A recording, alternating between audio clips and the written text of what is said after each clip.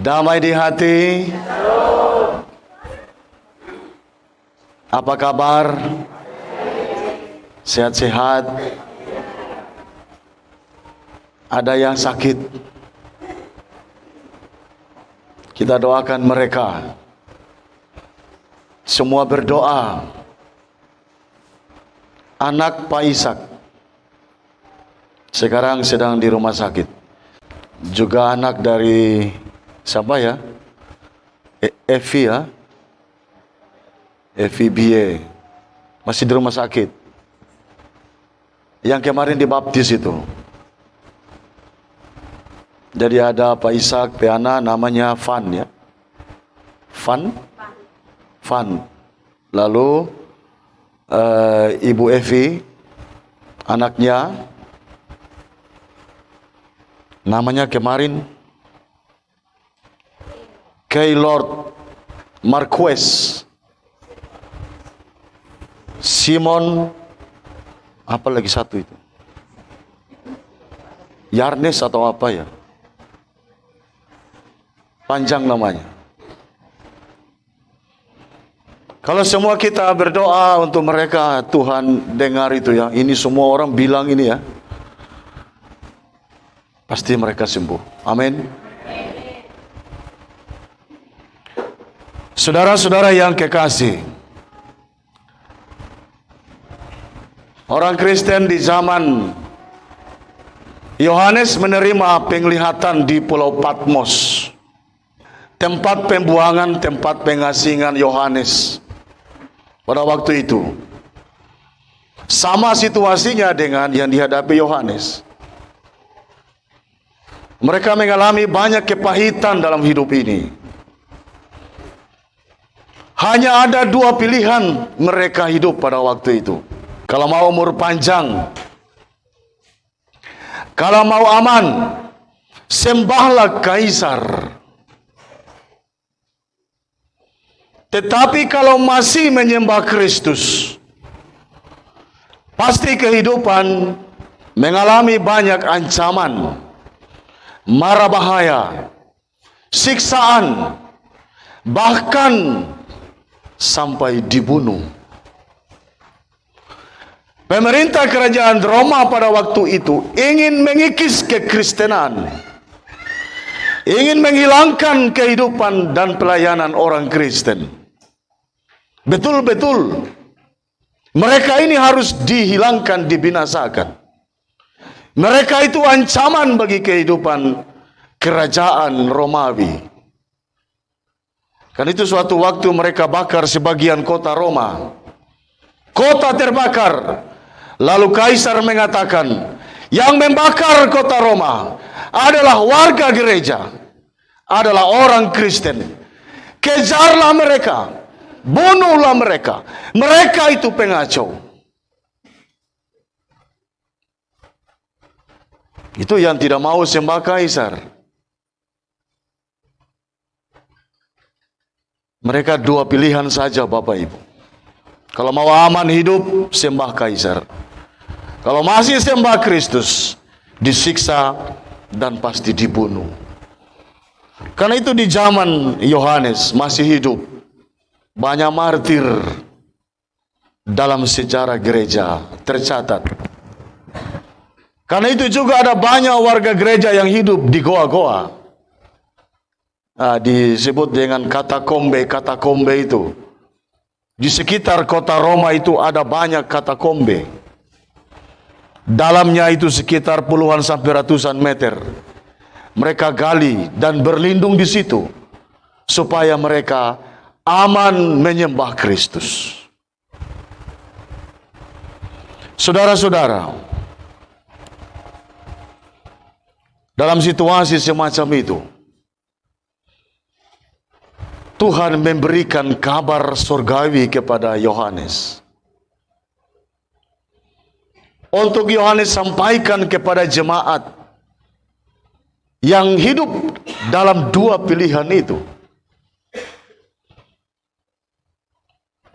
Di ayat 1 berkata,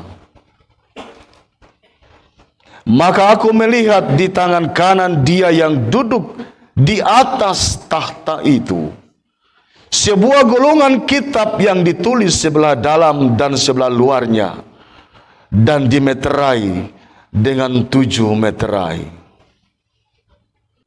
Kalau jemaat pada waktu itu menderita, hidup hanya 2 pilihan di bawah tahta kerajaan Roma yang bengis dan kejam. Tuhan memperlihatkan kepada Yohanes, ada tahta yang lain, yang berbeda, yang tidak sama dengan kebengisan dan kekejaman pemerintahan Romawi. Dan di atas tahta itu ada satu buku yang ditulis oleh Allah sendiri, yang berisikan petunjuk-petunjuk tentang kehidupan ini, baik kehidupan masa lampau, masa sekarang di mana mereka dianiaya, sampai masa depan. Semua ada dalam buku itu. Buku yang ditulis oleh tangan Allah sendiri. Buku itu tidak ada di dunia ini, Bapak Ibu. Tidak dicetak di percetakan Canisius di Jogja atau percetakan Gunung BPK Gunung Mulia di Jakarta. Dicetak di surga. Buku kehidupan. Ada buku itu.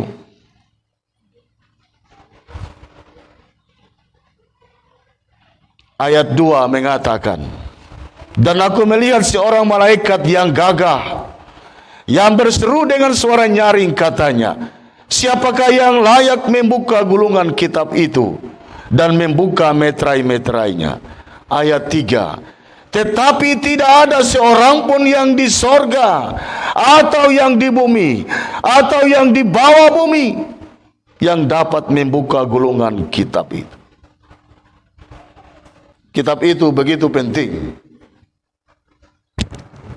Apa maksud Tuhan memberitahu kepada Yohanes ada kitab buku itu, tapi tidak ada yang bisa membukanya? Karena itu Yohanes merasa sangat sedih di ayat 4.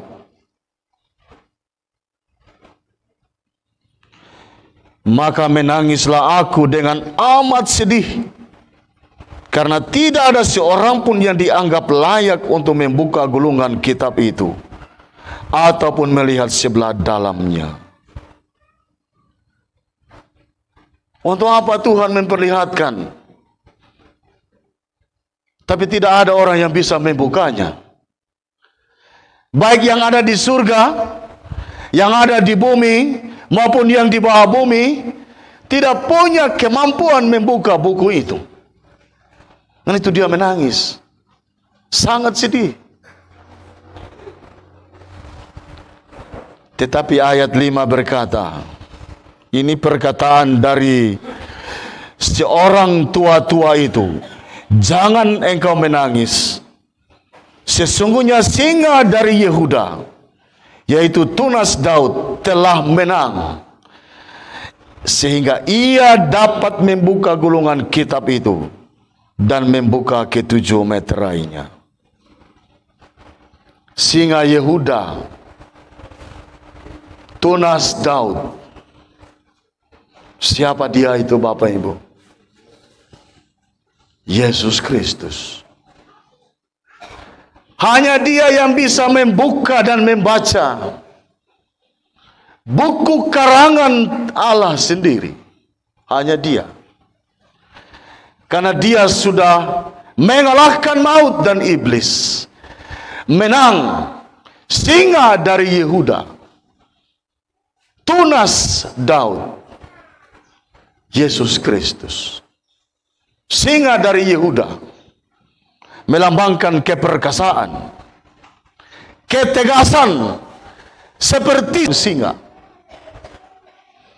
Tunas dari Daud melambangkan dialah raja itu, raja di atas segala raja, yang bertakhta di kerajaan yang lain, yang berbeda dengan kerajaan Romawi, yang menindas dengan kekejaman dan kebengisan yang membuat gereja hidup dalam dua pilihan saja. Dia yang disembah oleh orang-orang pada waktu itu, bahkan yang mati, karena menyembah dia, karena memuji dia, dan tidak pernah menyembah kaisar, walau taruhannya nyawa dan siksaan. Saudara-saudara, setelah penglihatan itu, ayat 6 sampai 10. Maka aku melihat di tengah-tengah tahta dan keempat makhluk itu, dan di tengah-tengah tua-tua itu berdiri seekor anak domba, seperti telah disembelih, bertanduk 7 dan bermata 7. Itulah ketujuh roh Allah yang diutus ke seluruh bumi. 7 jemaat di Asia Kecil, itulah 7 meterai itu. 7 jemaat, bahkan angka 7 itu melambangkan kesempurnaan. Dia itu singa dari Yehuda, tunas Daud, tetapi juga dia itu anak domba. Dia tegas dan perkasa seperti singa, mempunyai kekuasaan seperti raja, tetapi dia anak domba juga, seperti anak domba dalam perjanjian lama, yang dibawa ke pembantaian, tidak pernah mengelak sedikit pun, sampai disembelih, ambil darah untuk menebus dosa. Dia juga yang setia memberikan dirinya dan darahnya untuk menebus dosa dunia. Itu 2 atau 3 simbol yang sangat dimengerti oleh jemaat pada waktu itu, karena mereka ditindas, diancam. Mereka hanya mengerti bahasa simbol. Yohanes menulis semua penglihatannya dalam bahasa simbol, agar hanya jemaat yang mengerti pesannya. Orang di luar jemaat tidak akan mengerti simbol-simbol itu. Dia singa dari Yehuda, Yesus. Dia tunas Daud, Yesus. Dia anak domba. Karena kerajaan Roma cari Yesus. Siapa pengikut Yesus? Karena itu Yohanes memberi simbol. Kalau saya mengatakan dia singa Yehuda, itulah Yesus. Kalau saya mengatakan dia tunas Daud, itulah Yesus. Dan kalau saya mengatakan dan menulis anak domba, itulah Yesus. Jadi ada pesan-pesan dalam kerahasiaan iman, ditulis dalam bahasa simbol. Dia tegas, tapi juga lemah lembut, bahkan memberi dirinya mengampuni dosa kita. Saudara-saudara, pada bagian yang ketiga dari keseluruhan penglihatan itu, ayat 11 sampai 14. Maka aku melihat dan mendengar suara banyak malaikat sekeliling tahta, makhluk-makhluk dan tua-tua itu. Jumlah mereka berlaksa-laksa dan beribu-ribu laksa. Ini situasi di surga. Banyak sekali. Beribu-ribu laksa. Tidak bisa dihitung. Yohanes melihat betapa banyaknya makhluk surgawi itu. Apa yang mereka katakan? Anak domba yang disembelih itu layak untuk menerima kuasa, kekayaan, hikmat, kekuatan, hormat, dan kemuliaan, dan puji-pujian. Dan aku mendengar semua makhluk yang di sorga dan yang di bumi, dan yang di bawah bumi, dan yang di laut, dan semua yang ada di dalamnya berkata, bagi Dia yang duduk di atas takhta, dan bagi Anak Domba, adalah puji-pujian, dan hormat, dan kemuliaan, dan kuasa, dan sampai selama-lamanya. Dan keempat makhluk itu berkata, amin. Dan tua-tua itu jatuh tersungkur dan menyembah. Saudara-saudara, pada awalnya tidak ada seorang pun yang bisa membuka buku tulisan tangan Allah itu, baik di sorga, di bumi, dan di bawah bumi. Pada akhirnya orang di sorga, di dalam bumi, dan di bawah bumi itu melihat hanya Yesus yang bisa membukanya. Karena itu hanya Dia yang patut disembah dan dipuji dan dimuliakan. Padanya ada kekayaan, hikmat, kekuasaan, pujian, kemuliaan, dan sampai selama-lamanya. Itu pengakuan. Semua lidah mengaku, Dialah Juru Selamat. Yang di sorga mengaku, yang di bumi mengaku, yang di bawah bumi juga mengaku, di dalam laut juga mengaku. Karena itu tidak sia-sia mereka menderita pada waktu itu. Amin. Kemartiran mereka bukan martir yang sia-sia. Karena itulah saudara-saudaraku yang kekasih, kita bisa belajar paling tidak dua hal penting. Yang pertama, ternyata kehidupan kita dalam dunia ini hanya ada dua pilihan tadi. Kalau mau aman dan panjang umur, sembahlah kaisar. Tapi kalau kita masih menyembah Kristus, umur pendek Bapak Ibu,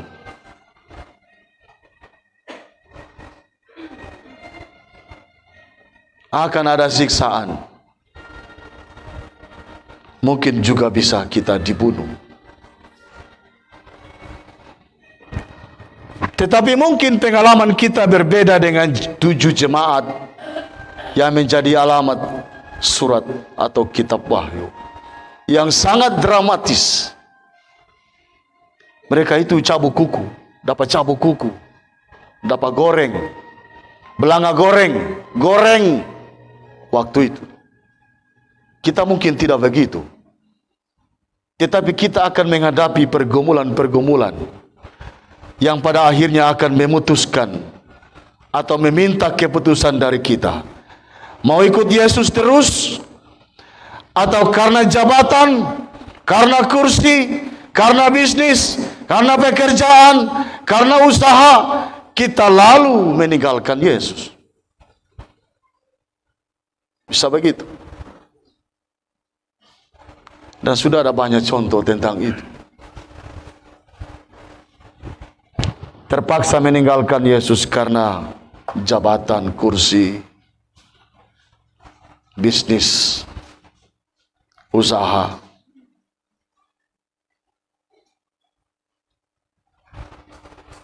Belajarlah kepada jemaat mula-mula itu.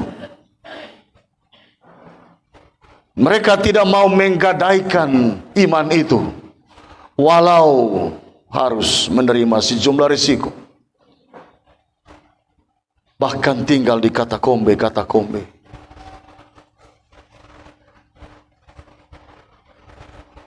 Mungkin mereka juga tidak mendapat akses dalam kehidupan kekaisaran Romawi. Tes secara lulus karena orang Kristen. Urus sesuatu banyak halangan dan hambatan karena orang Kristen. Bangun tempat ibadah tidak ada izin karena orang Kristen. Ya, di Tobelo belum ada pengalaman itu. Tapi teman-teman kita di tempat yang lain sudah mengalami pengalaman itu. Seperti mereka, kita harus teguh dan tegar, percaya dan beriman kepada Kristus. Yang kedua, Bapak Ibu, di rumah kita masing-masing ada buku tulisan Allah itu.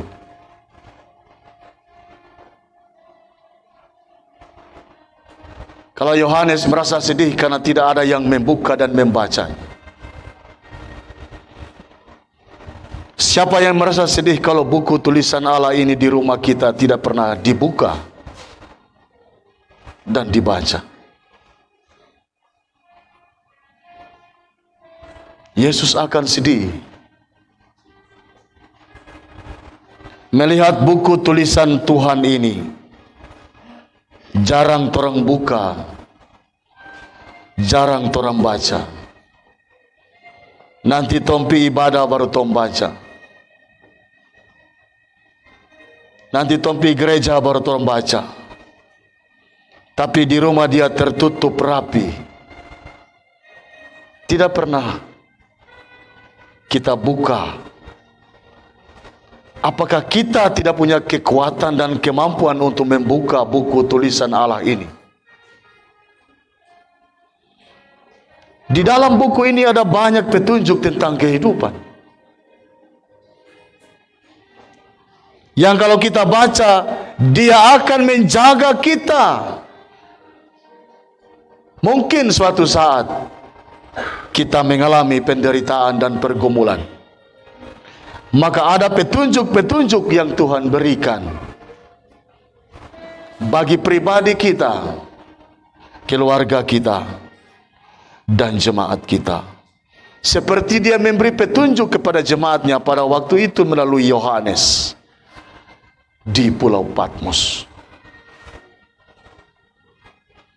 Yang ketiga, itulah tanda kehadiran Tuhan dalam penderitaan dan pergumulan. Jemaat pada waktu itu sungguh luar biasa penderitaannya. Yohanes sungguh luar biasa penderitaannya, diasingkan ke Pulau Patmos. Tapi Tuhan ada dan memberi petunjuk bagaimana mereka menghadapinya. Demikian juga dia akan hadir bersama kita di masa kini, dalam pergumulan dan penderitaan hidup kita. Saudara-saudara, walau gereja kita sederhana, walau persekutuan warga jemaat kita kadangkala sedikit yang hadir,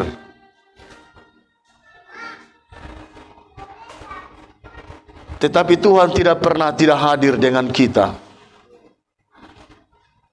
Karena itulah kita menikmati kehadirannya.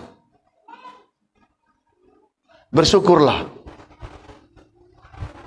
karena ada banyak mujizat yang terjadi di jemaat kita.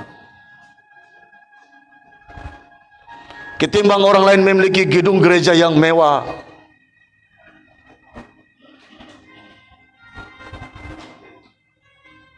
tapi mereka mengalami pertentangan dan kebencian.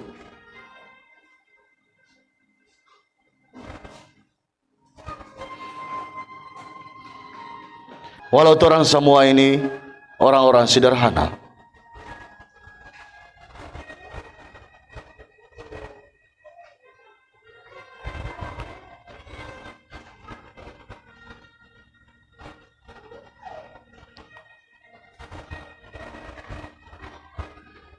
tetapi Tuhan tidak mengukur kesederhanaan kita. Untuk kehadirannya dan berbagai karya mujizatnya. Sebab itu saudara-saudara, jangan malu dengan persekutuan jemaat Wohia. Di tompe gereja itu dia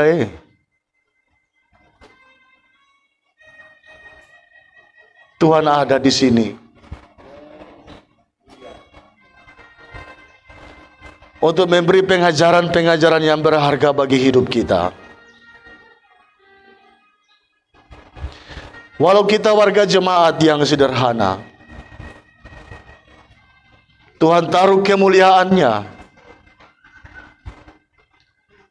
untuk menjadi contoh kesederhanaan hidup bagi persekutuan-persekutuan lain yang mementingkan kemewahan atau kegagahan atau kekayaan atau kemuliaan.